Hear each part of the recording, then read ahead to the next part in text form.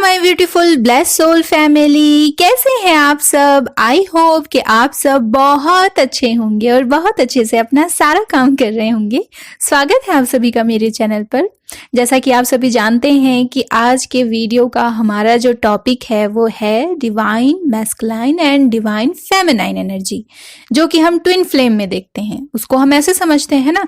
आज हम इस एनर्जी के बारे में जानेंगे कि क्या होता है डिवाइन मैस्कुलाइन, क्या होता है डिवाइन जो है फेमिनाइन एनर्जी, ये क्या होती है, कैसे काम करती है, इसका क्या मतलब होता है। हम बहुत आसानी से अपने आप को डिवाइन फेमिनाइन या डिवाइन मैस्कुलाइन घोषित कर देते हैं, है ना, कि मैं तो ट्विन फ्लेम जर्नी में हूं, तो क्योंकि मैं एक लड़की हूं तो मैं डिवाइन फेमिनाइन हूं, और कोई लड़का है तो वो डिवाइन मैस्कुलाइन खुद को डिक्लेयर कर देते हैं, है ना। तो क्या जो आप ये अपने आप को इतना बड़ा टाइटल दे रहे हैं, क्या आप उस टाइटल के काबिल अभी हैं? नो डाउट कि आप ट्विन फ्लेम जर्नी में हैं और आप हाँ उसी काम के लिए हैं और आप जाने जाते हैं। तो इसको हम लोग डीपली समझेंगे कि आपने बड़ी आसानी से जो खुद को कह दिया है, तो क्या आप वो हैं एग्जैक्टली अभी आप वो जो हैं, जो आप हैं वो क्या वो आप महसूस कर रहे हैं जो कि आप हैं, है ना। और या फिर जो आप महसूस कर रहे हैं वो एग्जैक्टली क्या आप ही हैं? नहीं समझ आ रहा ना कुछ? इसको हम आगे डीपली और डिटेल में डिस्कस करने वाले हैं। तो ये बहुत इंटरेस्टिंग होने वाला है, इसलिए कंटिन्यू इसमें लास्ट तक बने रहिए। मैं चाहूंगी कि ताकि आपको जो है वो उसकी पूरी इंफॉर्मेशन मिल सके, आपको डीपली आप इस चीज को समझ पाएं अच्छे तरीके से, है ना, कि क्या होता है डिवाइन मैस्कुलाइन, क्या होता है डिवाइन फेमिनाइन, है ना। आप इसको बहुत अच्छी तरह से समझ पाएं ताकि आप जिस नजरिए से, जिस लेंस से देख रहे हैं इसे, वो शायद आपको और भी चीजें देखने जो आपको, जिसने आपको लिमिटेड कर रखा है ना, तो ये आपके लेंस को हो सकता है कि इन्फिनाइट कर दे या फिर चेंज कर दे, है ना। तो ओपन रहिएगा, ठीक है, ओपन रहिएगा। ओके, तो सबसे पहले हम जानते हैं यहाँ पर इस एनर्जी के बारे में कि हम इससे समझते कैसे हैं, जानते कैसे हैं। इसे समझने के लिए हम इसे अगर थोड़े थोड़े से कीवर्ड्स अगर ले लें तो वो क्या होते हैं, है ना। तो जानते हैं सबसे पहले हम डिवाइन मैस्कुलाइन के बारे में, ठीक है।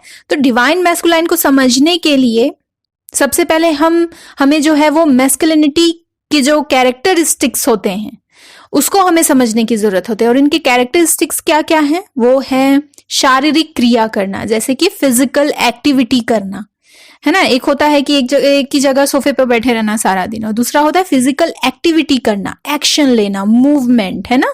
ये क्या है? ये है एक है कि फिजिकल एक्टिविटी, जो कि क्या दर्शाता है डिवाइन मैस्कुलाइन को। इसके अलावा लॉजिकल थिंकिंग और फोकस, इसके अलावा प्रेजेंट और पास्ट, ठीक है।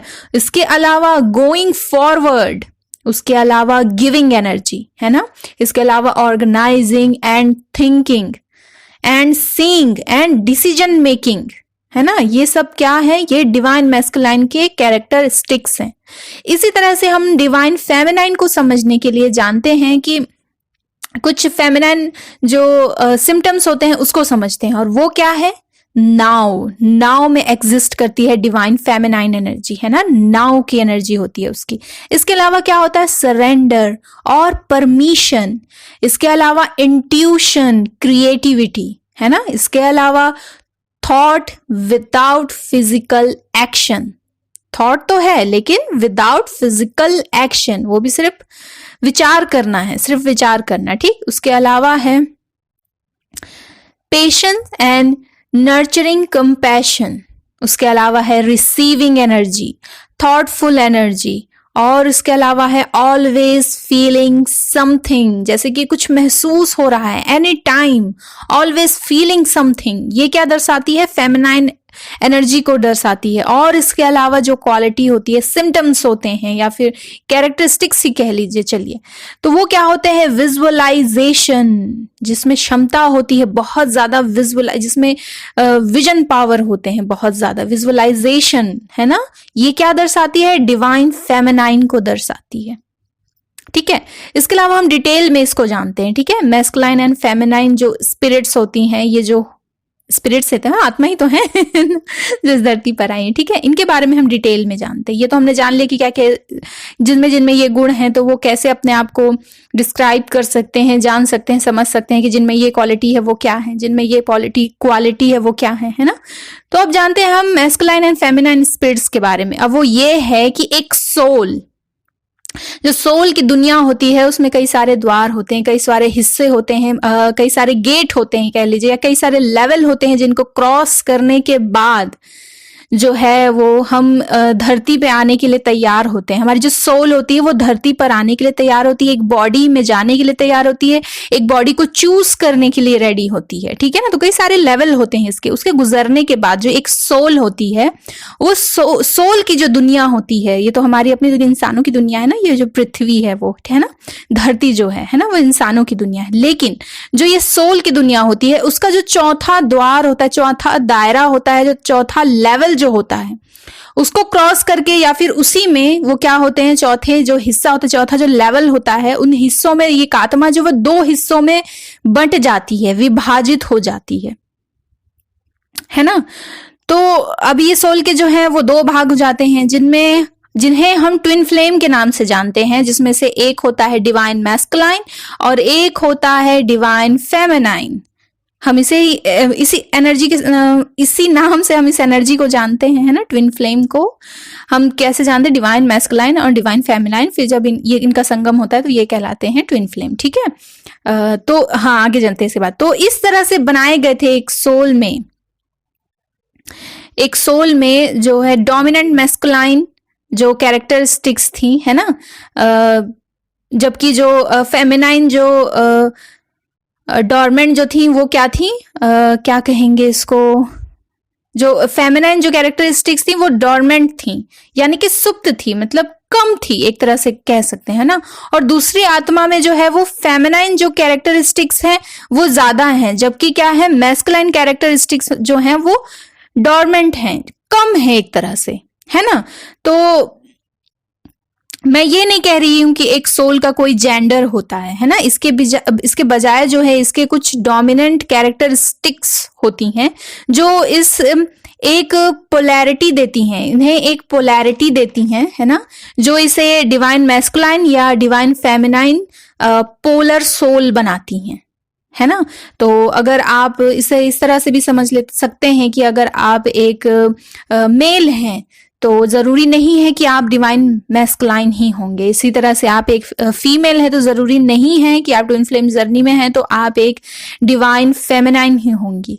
आपके अंदर सोल डिवाइन मैस्कुलाइन की या डिवाइन फेमिनाइन की, दोनों की हो सकती, दोनों में से किसी एक की हो सकती है, मतलब, है ना। तो वो आप अपने शरीर के जेंडर के हिसाब से उसे डिक्लेयर नहीं कर सकते कि मैं जो हूं, क्योंकि मैं मेल हूं इसीलिए मैं डिवाइन मैस्कुलाइन हूं, और अगर मैं फीमेल हूं तो मैं डिवाइन फेमिनाइन हूं। इस तरह से आप खुद को घोषित नहीं कर सकते, है ना। इसके बाद ये आत्माएं जो है वो जो सोल है वो धरती पर आती हैं, ये पोलार सोल जो बनती हैं, उसके बाद ये क्या करती हैं, धरती पर आती हैं और अपने लिए शरीर खुद चुनती हैं, बॉडी चुनती हैं अपने लिए। उसमें से डिवाइन जो, वही जो मैंने बताया आपको, डिवाइन फेमिनाइन जो एनर्जी है वो एक मेल की बॉडी चूज कर सकती है अपने लिए, और जो डिवाइन मैस्कुलाइन एनर्जी वो एक फीमेल की बॉडी चूज कर सकती है अपने लिए, है ना। ऐसा कोई जरूरी नहीं है कि मैस्कुलाइन एनर्जी मेल के ही बॉडी में जाएगी और फेमिनिन एनर्जी फीमेल के ही बॉडी में जाएगी, ऐसी कोई बॉन्डिंग नहीं है, इसमें कोई जरूरी नहीं है। ऐसे कोई एक होता है ना कि यही रूल रेगुलेशन एकदम से थोप दी गई है, वैसा कुछ नहीं है इसमें, है ना। ये शरीर अपने मर्जी से चुनती हैं अपने लिए, ठीक है। जैसे हम सब कुछ भूल कर इस धरती पर आते हैं, है ना, इस धरती पर आते हैं, इस भूमि पर आते हैं, तो हम सब कुछ भूल चुके होते हैं। वैसे ही हमें डिवाइन मैस्कुलाइन या डिवाइन फेमिनाइन तक पहुंचने के लिए अवेकनिंग के प्रोसेस से गुजरना पड़ता है, और यही वजह है कि ट्विन फ्लेम जर्नी इतनी हार्ड होती है। वैसे जर्नी किसी के भी आसान नहीं होती है। अगर आप सोलमेट जर्नी भी देखें, लेसन तो दोनों को ही सीखने पड़ते हैं। कार्मिक जो पैटर्न होते हैं वो हर किसी को उससे गुजरना पड़ता है, क्योंकि कर्म तो ऑब्वियसली सब कोई कर रहे हैं, है ना। तो किसी की भी जर्नी यहाँ पर आसान नहीं है। लेकिन जिनको लगता है कि मैं ट्विन फ्लेम जर्नी में हूँ और ये जर्नी बहुत टफ है, तो मैं आपको बता दूं इसीलिए इतनी टफ है क्योंकि आपको डिवाइन मैस्कुलाइन बनाया जा रहा है, डिवाइन फेमिनाइन आपको बनाया जा रहा है। एग्जैक्टली जो आपके अंदर में जो सोल है वो आपको वो बनने के लिए कह रही है जो आप हैं। वो नहीं जो आपका शरीर है, वो जो आपकी आत्मा है। ठीक है, इसीलिए हम इसमें अवेकनिंग के प्रोसेस से गुजरते हैं और गुजरना पड़ता है। अब इसके अलावा अब ये एक सवाल है जो हर किसी के मन में उठता है, वो ये है कि क्या divine masculine spirit male body चुनती है और जो फेमिनाइन जो होती है, डिवाइन फेमिनाइन स्पिरिट जो होती है, वो क्या जो है फीमेल बॉडी को चुनती है? तो देखिए, सोल यानी कि जो आत्मा है वो किसी भी शरीर, ऑर्गेनिक कहें कि ऑर्गेनिक मेल या फीमेल को चुन सकती हैं। हाँ, ये इस जन्म में सीखने के लिए चुने गए सबक पर निर्भर करता है कि हम क्या सीखने की, कौन से लेसन को सीखने के लिए आए हैं। ठीक है ना, तो जो डीएम है, डीएम सोल जो है वो पुरुष के शरीर में आ सकती हैं, चाहे तो स्त्री के भी शरीर में आ सकती हैं। ये मैंने पहले भी बताया आपको, उसे ना उनकी अपनी मर्जी है, उसे उनको शरीर चुनने के लिए, अपने लिए शरीर चुनने के लिए पूरी आजादी है उनके लिए। उसी तरह से जो डीएफ है यानी कि डिवाइन फेमिनाइन सोल जो है वो फीमेल बॉडी में आ सकती हैं या फिर मेल बॉडी में भी आ सकती हैं। हम सभी में अलग अलग मात्रा में जो है वो एनर्जी का जो है वो कॉम्बिनेशन होता है। ठीक है ना, एक जो पुरुष होता है वो मुख्य रूप से जो है फीमेल एनर्जी का हो सकता है, कि मान लीजिए वो एक पुरुष है लेकिन जो उसमें एनर्जीज हैं वो सारी, उसमें क्वालिटीज हैं, कैरेक्टरिस्टिक्स जो है वो सारी फीमेल्स वाले हैं, वो हो सकते हैं। और एक महिला जो कि एक फीमेल है वो मुख्य रूप से मेल एनर्जी की हो सकती है ना, और इससे उनकी सेक्सुअलिटी पर कोई असर नहीं पड़ेगा, है ना। ये भी मैं आपको क्लियर कर दूं कि इससे उनकी सेक्सुअलिटी पर कोई असर नहीं पड़ेगा, वो अभी भी जो है क्या कहते हैं उसको, हेट्रोसेक्सुअल हो सकते हैं, है ना। तो इसमें कोई ऐसे सोचने वाली बात नहीं है। ठीक है ना, इसका सीधा सा मीनिंग ये है कि ये सभी महिलाएं समान रूप से स्त्री नहीं हैं और सभी जो मेल हैं वो यानी कि जो सभी पुरुष हैं वो समान रूप से पुरुष नहीं है, मतलब कि पूरी तरह से पुरुष नहीं है, उनमें कुछ महिलाओं के गुण पाए जाएंगे। और जो महिलाएं हैं वो पूरी तरह से महिलाएं नहीं है, उनमें पुरुष का गुण जो है वो पाए जाएंगे। आप इसे यिन और यांग एनर्जी के द्वारा भी समझ सकते हैं। अपने यिन यांग को से रिलेटेड वीडियो आई होप आपने देखा होगा। मैंने अपने इस यिन यांग से रिलेटेड जो वीडियो है इसमें मैंने इसकी चर्चा की है। यिन और यांग एनर्जी जो हम सभी में मौजूद है और जिसका बैलेंस होना भी बहुत जरूरी है। हाँ, लेकिन इसमें जो याद रखने वाली बात है वो ये है कि ट्विन फ्लेम कपल या कोई भी अदर कपल, एक फीमेल हो और एक मेल हो, ये फिक्स्ड नहीं है। जरूरी नहीं है कि कपल हो तो वो एक लड़का होना चाहिए, एक लड़की होनी चाहिए, एक मेल होना चाहिए, एक फीमेल होना चाहिए, ये कोई जरूरी नहीं है। ये बस हमारी सोसाइटी है, जिस तरह से हमें कंडीशन किया हुआ है ना, उसी तरह से फिर हमारी कंडीशनिंग होती है कि चीजें ऐसी होनी चाहिए, ऐसा होना जरूरी है, ऐसा हो तभी सही है ना। जैसे रोमांटिक लव सिर्फ और सिर्फ मेल और फीमेल के बीच में हो सकता है, ये हमारे सोसाइटी ने निर्धारित करके रखा है ना। तो ऐसा कोई जरूरी नहीं है ना। जो ट्विन फ्लेम है, ट्विन फ्लेम हमारी सोसाइटी की इन्हीं कंडीशनिंग को तोड़ने और प्यार किसी भी रूप में हो सकता है ये सिखाने इस दुनिया में आई है ना, बिना किसी शर्त के प्यार के वैल्यू को सिखाने के लिए, साथ ही साथ प्यार के इर्द गिर्द को जो पुराने पैटर्न है उन पैटर्न को खोलने के लिए, तोड़ने के लिए एग्जाम्पल्स के तौर पर ट्विन फ्लेम इस धरती पर, इस पृथ्वी पर हैं। मैं क्या बताऊं, मैं जब भी ना ट्विन फ्लेम की बात करती हूं तो मेरे मन में राधा, कृष्ण, शिव और पार्वती की छवि बनने लग जाती है, जिनका प्रेम आज भी अमर है। और मैं तो इनकी बहुत बड़ी फैन हूं इस तरह से, इस लिहाज से, है ना। और इनका जो प्रेम है वो हमेशा रहेगा, जिन्होंने ट्विन फ्लेम जर्नी का एग्जाम्पल हम सभी के लिए सेट किया ताकि हम उनसे सीख सकें। मैंने पहले भी ट्विन फ्लेम से रिलेटेड वीडियो में ये कहा था और अब भी कह रही हूं कि अगर आपको जानना है कि ट्विन फ्लेम जर्नी के बारे में कि क्या होता है, ट्विन फ्लेम सोल के बारे में, तो राधा कृष्ण और शिव पार्वती के जो लाइफ जो है, उनकी लाइफ को, उनकी जर्नी को देखिए, है ना। फिलहाल ट्विन फ्लेम जो होते हैं वो किसी भी संयोजन में शरीर चुन सकते हैं, मतलब मेल सोल फीमेल, या फिर और बॉय में भी, और चाहे तो फीमेल सोल मेल में, या फिर क्या कह गई मैं, और फीमेल सोल जो है वो बॉय की बॉडी भी चुन सकती है, मेल की बॉडी भी चुन सकती है ना। और फिर जब ये दोनों जो सोल हैं, ये जो दोनों आत्माएं हैं, वो पृथ्वी पर एक शरीर में मिलेंगी तो इनके बीच ऊर्जा की चिंगारी सी होने लगती है। एक ऊर्जा की चिंगारी जो होती है वो जन्म लेती है, एनर्जी इनमें फ्लो होने लग जाता है, एक दूसरे की एनर्जी फिर इन्हें अट्रैक्ट करने लगती है, क्योंकि ये पहचान लेते हैं ना एक दूसरे को, इनकी सोल पहचान लेती है। और फिर ये स्थिति ट्विन फ्लेम्स को उनके साथ जो कुछ भी हो रहा है उसके स्पिरिचुअल ट्रुथ को जानने के लिए एक यात्रा शुरू करने के लिए मजबूर कर देती है कि चलो निकलो एक खोज पर, चलो सामान बांधो और चलो निकलो खुद को जानने के लिए, है ना। और इसे ही फिर हम कैसे ढूंढते हैं, अपने इनर वर्क से। और इसीलिए यही वजह है कि मैं बार बार कहती हूं कि इनर वर्क कीजिए, इनर वर्क कीजिए।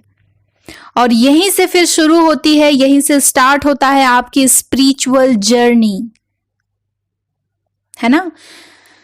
ओह, तो इस वीडियो को बनाने का मेरा मकसद ये है कि जो लोग ट्विन फ्लेम जर्नी में होते हैं, जो खुद को डीएम और डीएफ समझते हैं, डिवाइन मैस्कुलाइन और डिवाइन फेमिनाइन समझते हैं, तो क्या आप जिस शरीर में हैं वही आपका सच है? मतलब फॉर एग्जाम्पल आप एक फीमेल हैं, तो क्या ये जरूरी है कि आपकी सोल भी फीमेल फॉर्म में हो, आपके अंदर डिवाइन फेमिनाइन एनर्जी ही हो?